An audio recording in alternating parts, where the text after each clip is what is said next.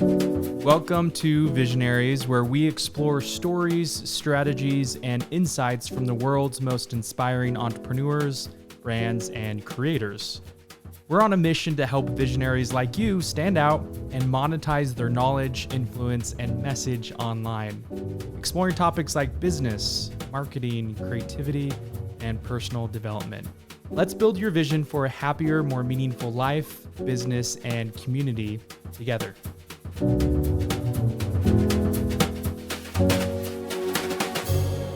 Today, James Nguyen joins Visionaries. James is a serial entrepreneur who has previously been featured across CNBC, Sky, ABC, and has been a contributing writer on Forbes. He is the founder and CEO of Inflection Media, a media company that builds impactful media brands for organizations to develop, strengthen, and deepen their relationships with their customers. I've been an entrepreneur. I don't love that word, but yeah, I've been building businesses my whole life. So I've never worked for anybody else. I was able to tick off some early success by the age of 23. I've been a contributing writer on Forbes. I've been a talking head on CNBC, Sky News, ABC. So I've done the media runaround, or the media circuit, let's say, a fair bit. And by a natural extension of that, what I really just built up was my own media brand and my own personal brand. And so what really spurred me to create Inflection Media, which is what the company is now, is just a real understanding of media leverage and just understanding that, we're going to record this podcast. It's going to go for an hour or whatever it is. That's an hour of our time, right? So now whether 1,000 people watch the podcast, listen to the podcast, 10 million people listen to the podcast, still an hour of our time. So media in and of itself becomes infinitely scalable, right? So media is one of the most powerful forms of leverage today. And the same is true of code, right? So code and media are the two newest forms. And I didn't come up with these different forms of leverage. It was Naval Ravikant, CEO of AngelList. But yeah, that's really informed a lot of what I'm building with Inflection Media. And so I have two companies, Inflection Media and Inflection AI. So it's no coincidence that it's code and media leverage, which are the ones that are, it really is the force multipliers for today. And so for me, like from an ideological point of view, I'm like, yeah, okay. If you have something important to say, whether it's, you can help people with content supply, what you're doing there, Dallin. Is that how you pronounce your name as well, Dallin? Yeah, sweet. It's perfect. So yeah, whether it's with content supply, that's the message you're trying to share. Whether it's, not-for-profits trying to make social impact, whether it's, B2B software that they think they can materially change and help other organizations or enterprises or whatever it might be.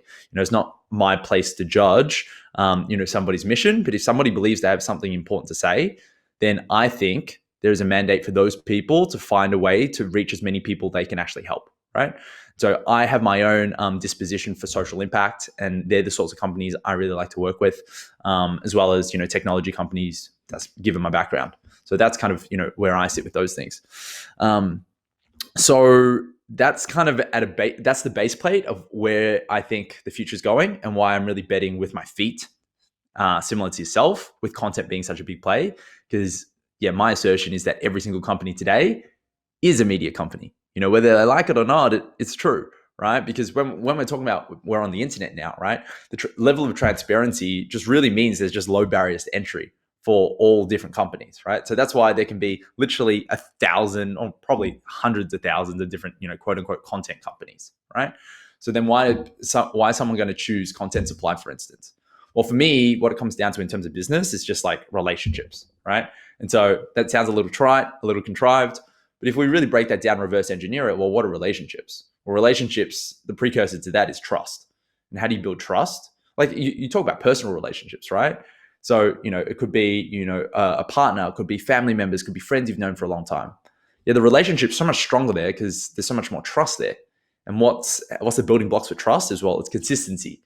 Consistency of what? Consistency of congruence and alignment. So that's just fancy words to say, yeah, I say I'm going to do something and then I show up and I do it over a long period of time. That's going to build trust, right? So, well, how do you do that today with businesses?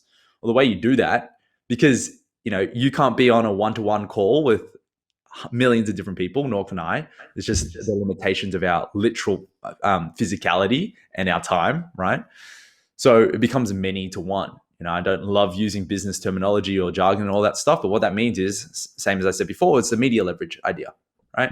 So we create a piece of content that can show we're actually legit, right? So whether that's through, you offer video services, or somebody, the first place they should really look to see whether you're legit is your videos, right? So they can go there and they're like, oh, content supply don't just say they can make good videos. I'm watching the videos that their team presumably made, which are dope. Amazing. Well, that means you have one point of reference or one point of evidence, let's say, for, the people that you're building relationships with. Anyway, this is a super long-winded way of saying that, for me, media leverage is just super important. But where I'm super excited about what I'm doing now moving forwards is, poetry is actually a really big part of my life now. And poetry is becoming an incredibly big part of what we're doing at Inflection Media. And so for us, really what it's about is we're writing the poems, sometimes literally, but also metaphorically, we're writing the poetry of brands. And we're helping people tell their story through that.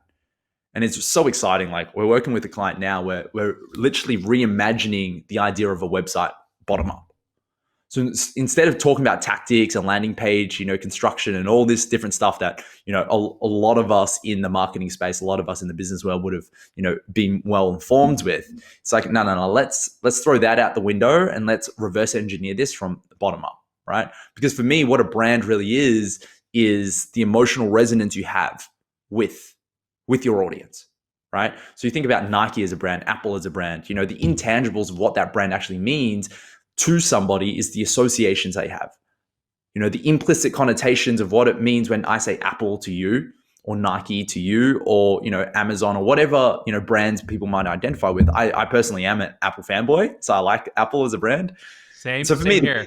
Same here. Awesome. Yeah. We're on the same page. We're good. Yeah.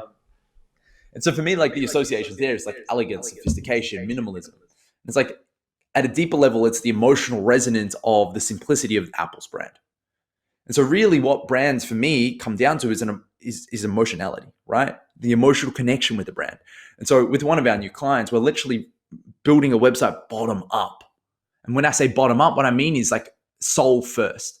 And that might sound like, cliche esoteric language, but what I mean is like, we've literally created poems for companies now.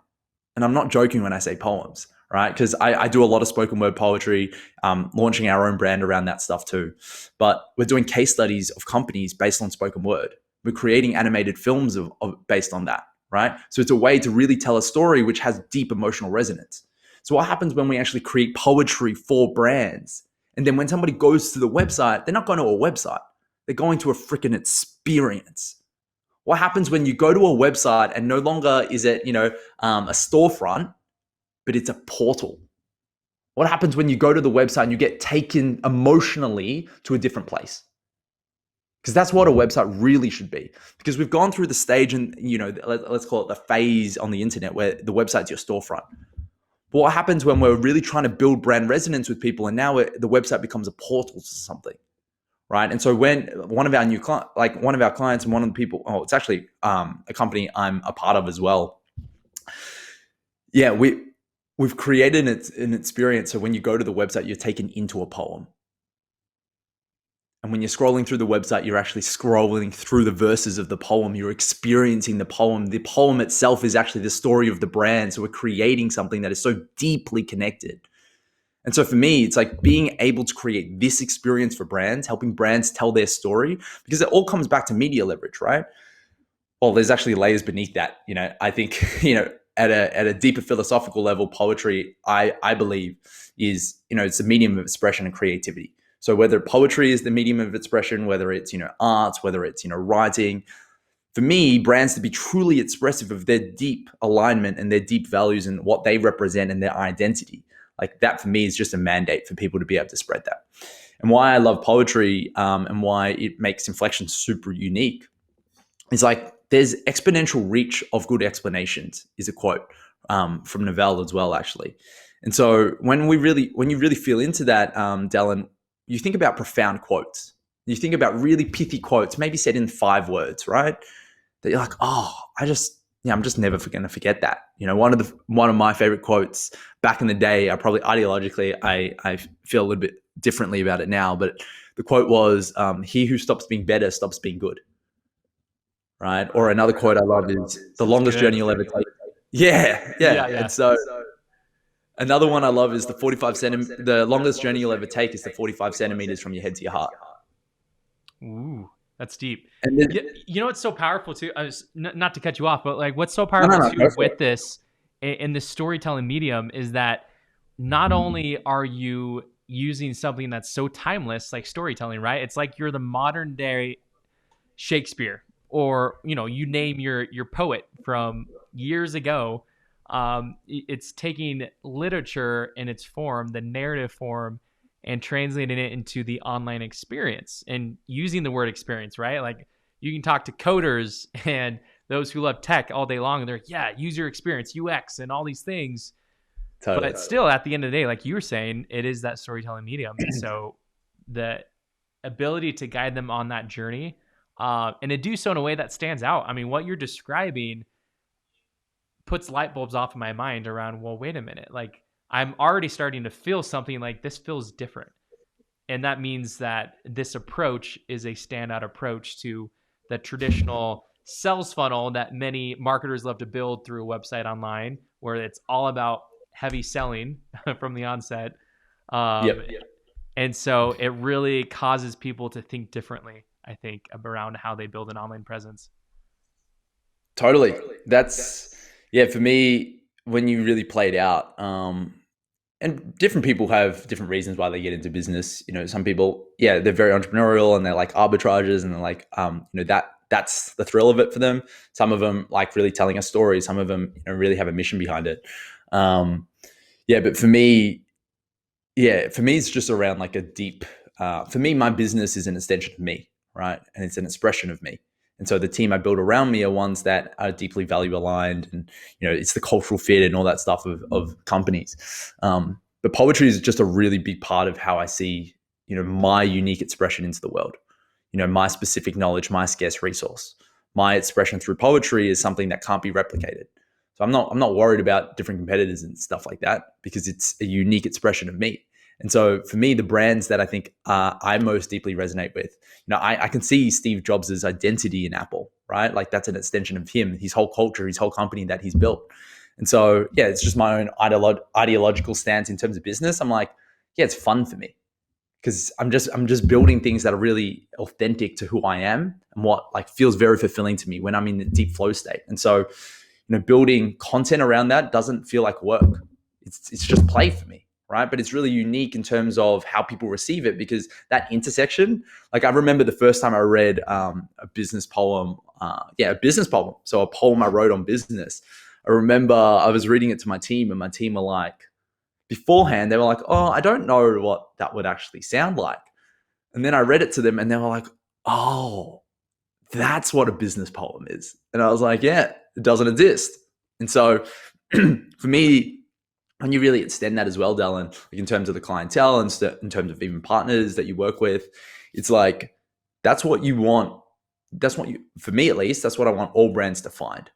I want them to find their unique expression. I want them to find their unique identity. And again, that might sound cliche because of how much it gets, because of how saturated, marketing consultants and buzzwords are, where it's like, oh, find your unique identity.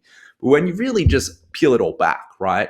Like if you really think, like all of us are different people, right? So all of us have our own idiosyncrasies, our own eccentricities that make us unique people. There's no two people that are like physiologically the same, psychologically the same, have the exact same taste and all that stuff. And that's what makes the human experience so fucking fun, because it's the interaction of it all, right? And I'm sorry if I wasn't allowed to swear. That's the Australian in me.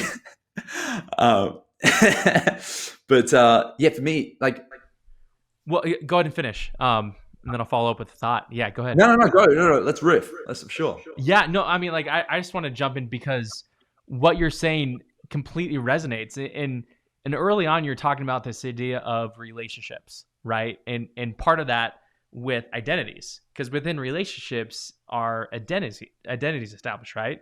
Whether it's a romantic relationship, a friendship relationship, whatever it may be. And a lot of people love throughout like the no like trust factor. To me, though, it goes deeper than that. There's no love and trust. Like trust is not developed until you have a knowledge of someone and then you fall in love with them. And I think it takes, that it's platonic, right? It's not like it's a romantic falling in love, but it's a falling in love in the brand and what they stand for, in their unique identity and how it resonates with you.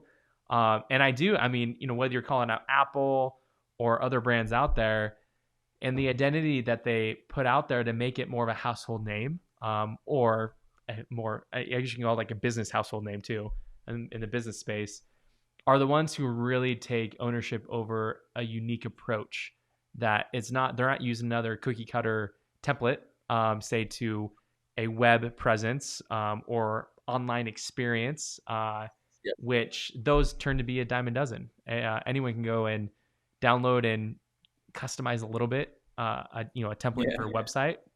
But it sounds like what your approach is, it's digging deeper into that storytelling element, but not doing it for the sake of the buzzword of story inside of marketing and how you build out your web presence, but story in the true essence of how to make someone feel something, when they show up to experience you online. And it sounds like you're painting this all around this idea like this is, it's already been working obviously for years, but like this is truly the future to focus on as saturation, in the market happens more and more. Absolutely. And so whether people like that's so spot on. And whether people identify with poetry or not, like that's kind of up to them, right? Poetry for me is just, in my experience, because I've been a writer for a long time as well. I've done a lot of writing. Um, Poetry for me is just like a more unique expression of writing. And for people, writing is their unique expression. I've just found poetry to be mine and what my team really builds around. Yours might be video. Content supply might be able to do video better than a lot of people, right? Might be able to do. There's different sorts of video. Is it animated video? Is it is it talking head video? Is it whatever it might be, right? Is it B-roll footage? And so yeah, when I really play out long term, I'm like, yeah, you can find arbitrages and you can run tactics and stuff like that, and you can probably get returns in a 2 to 3 year period, and just really really take advantage of the arbitrage while it's still there. But if you're trying to build something that is evergreen, and again, this is just, it's up to companies. It's not my place to judge whether somebody wants to create a company and exit it or whatever it might be, versus create a brand that's actually going to stand the test of time. Like for me, that just comes from authenticity. Because in the same way, when you really, it's like when you go into a room, like a social situation, and you really feel the people who are deeply self-assured and deeply authentic, right? And it's not in a way that they're arrogant necessarily. It's not in a way where they're dismissive of other people, but it's just like, oh, they just own their truth. And there's just this magnetism to that, right? And I feel like that's what everybody's really craving. You talk about authenticity being the new currency of social media. It's like that level of vulnerability where people are like, oh, I can connect with these people. It's a little bit different from what I've been used to in terms of, the facade of like perfection. But when you just kind of dig deeper, it's just like, yeah, as humans, we want to connect with people, and we connect through authenticity. Because it's like, yeah, I remember another saying, it's like, you don't really wish to be perfect, because then you wouldn't be able to relate to anybody. So no one would understand you, just because no one's freaking perfect, And so like when People usually hate the seemingly perfect people too. And there's totally, a distrust with them. Yeah. because there's an illusion. Everybody knows when in a felt experience of the world, like we have different emotions, it's not all one dimensional. And so for me, when I'm really feeling into a brand, whether it's the brands we create ourselves, whether it's brands we create for clients, it's like, yeah, in their industry, in what they're trying to do, in their mission, in what they're trying to communicate, yeah, what is the poetry of their brand? And so that's why it really weaves in for me. And so poetry quite literally sometimes is a poem, but really behind that, it's just the story, the identity, the uniqueness, and the authenticity that underlines everything they stand for. And so when we create content, and when we create essentially we create teams for them, and we really build out, let's call it their media brand, and really build out the base plates for them to continue to build media leverage. Yeah, then they can just be themselves and express more of how they can help and tangibly serve their industry, their market, their consumers. And then they can just build a brand and a business off that, because that's what we assert is, really the prerequisites to building a long-term sustainable brand. Yeah. Well, what would you say when you go to get to that unique identity? Um, what is your unique, to use that word again, unique process to really creating that poetry for a brand, to make them stand out, to make them truly different than anyone else out there? Yeah, awesome question. So, yeah, for all the practitioners out there looking for the practicalities and tactics, the first part of my answer might be slightly triggering because for me, it's actually getting to know, like having a felt experience and having a real relationship with like the founders, the people who really shape the brand, right? Because again, if the company is an extension of you, and maybe like it could be in anything, right? It could be a SaaS product, it could be an enterprise company, it could be a sales company, whatever it is. But like the reason that company is unique and exists in and of itself is because the founder sees something in that and really is an extension of what the founder feels. It could be just a part of that founder or anything, but it's still something unique. And so it's actually getting to know the founding team. It's getting to know, who the brand's actually being built around and having that like felt experience. And why that's less practical, because there aren't, a number of steps you can walk through, a number of questions you ask that allows you to feel somebody. Like it's more of an intangible, right? And so when I have that process, or from a more practical point of view, that's when I sit down with my creative team and I'm like, okay, cool. Like this is how I feel. This is how I feel the company. This is what they're trying to do. Here's their mission. Here's their industry. Obviously research their competitors, all of this stuff. But then bottom up, it's like, okay, what are they actually just trying to communicate? What experience, what feeling? And another quote I love is like, people don't remember what you say or what you do. They remember how you make them feel, right?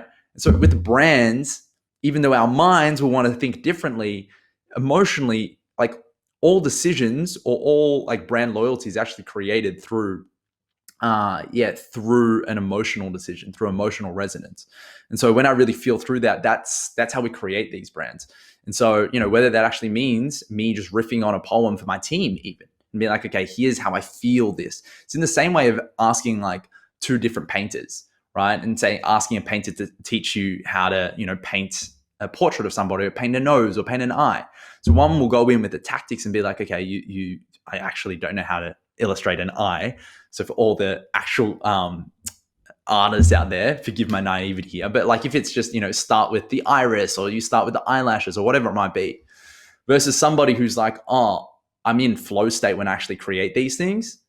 So then I just like when you think about and you hear stories about like artists when they're in deep flow states, they could be dancers, they could be literal painters and all this stuff. It's really hard for them to break down the practicalities and the tactics and the let's call it the formula, quote unquote, air quotes being because there really is none, for them to be able to, create their quote unquote art. Well, for me, it's the same thing, because behind the actual brand of what we're creating is the art of the poetry of the brand. And so, yeah, my team will just do a great job of being able to distill that into more practical things, whether it's, videos, whether it's into, the actual brand identity, new logos, website experiences. And even websites are pretty rudimentary. I wouldn't say that's, a baseline offering. For us, it's more, okay, how do you build a brand off this? How do you become actually a media company? How do we make you into an industry, quote unquote, celebrity? How do we, make your name known? How do we make you a household name in your industry? How do we make you a TV show based on YouTube, based on your LinkedIn, based on all these things? So that's more of the practicalities of what we do. But really the process, Dallin, of how we go about it, it's like, yeah, I need to get to know, or someone senior on my team or one of our creative consultants need to really get to know like the founding team and what are they actually trying to do? And again, maybe that sounds a little cliche. It's like, oh, why are you doing this? What's your mission? But it's like, if people don't know why they're doing it, then they have no real direction. And so, another principle I really like to operate my company with, but also, just offer as a seed to plant for brands as well, is a difference between velocity and speed. Have you heard this comparison before, Dallin? No, I haven't. Yeah, no, I Yeah. loved it. You expand upon it. Keep going. Yeah, I get super hyped up, so feel free to like direct the conversation a certain way if you Well, want. no, what I'm loving is like I wanted you to pontificate, so to speak. Expand upon these ideas. So I think I'm here listening, consuming, and gonna jump in as needed. So yeah, expand upon this idea. I'd love to hear it. Cool, man. So yeah, the distinction, and this actually comes back to literally maths, right? The distinction between speed and velocity. So speed is you can be running real fast in a circle and end up in the same place, right? So you could go real fast and end up in the same place. But velocity is speed plus direction. So when you actually have a direction that you're running, you could run real fast and you're actually going to materially make progress somewhere. So when we think about a brand, and that's why we reverse engineer and just ask the why question, ask 5 whys, the whole Toyota mental model. But like, yeah, when you really boil it down to, okay, what do you want your users leaving feeling from your brand? What do you want your users, like how materially do you want to serve your customers? What difference do you want to make in their life, right? So, in a business context, maybe that's quote unquote solving a pain point.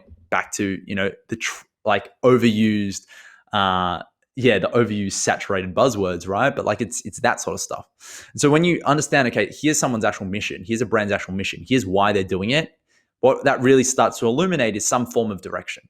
So when you actually have some form of direction, that's why when you start to put speed behind it, and actually when you're actually able to create content or put energy through it, or invest resources in it, that's when you're actually going to start to see progress. But if somebody doesn't have a really clear vision that's aligned with the founders and that's actually where they want to go, then you can be spending a ton of resources and a ton of time, and you're just going to have a lot of speed but running in a circle. So you're going to end up in the same place. That's why it's really important before, creating a brand is understanding why you want to create the brand. Are you trying to make a material social impact?